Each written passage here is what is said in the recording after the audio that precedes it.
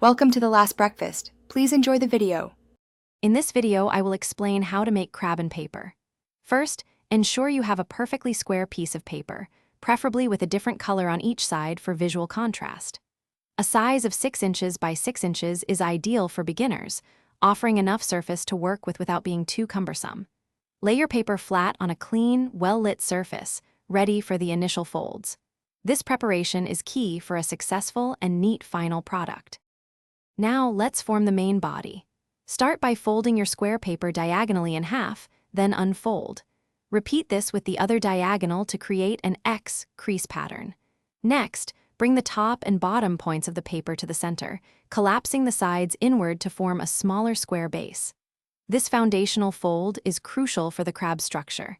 Ensure your creases are sharp and precise. With the base established, it's time to give our crab its distinctive legs and claws. Take the bottom corners of your square base and fold them upwards, creating the initial leg shapes. Then, perform small accordion folds along each leg to add texture and segmentation, making them look more lifelike.